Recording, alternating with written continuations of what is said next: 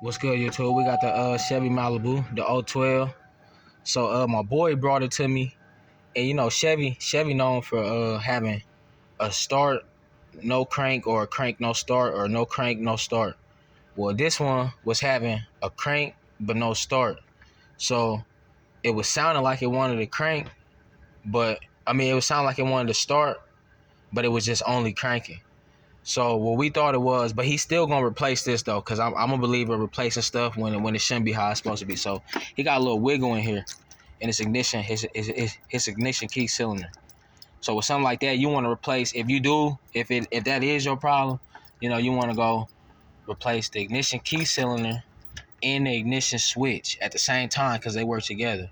But on his situation, let's get out the whip real quick. I'm gonna show y'all real quick. I like to get to it and help people out, man. So he had a bad fuel pump, and then he had a bad fuel pressure regulator.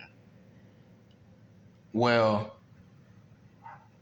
he told me his fuses they went through, but obviously they didn't go through. They didn't go through all his fuses and stuff. That's his manual right there. That's just my little book I wrote down.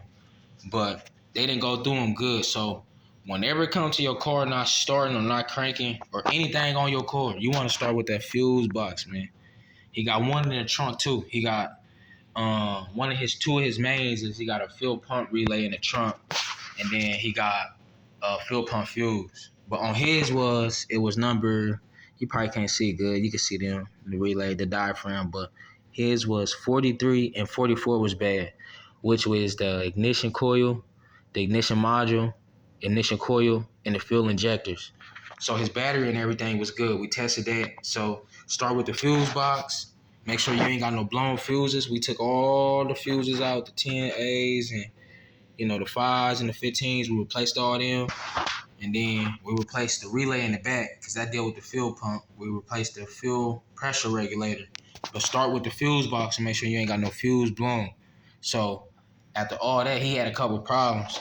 So we did end up once we replaced those fuses, because it act like it wanted to crank. I mean, it was cranking, but it didn't want to start. So, but now where we at is just like this. After that, he ready to go. He ready to go.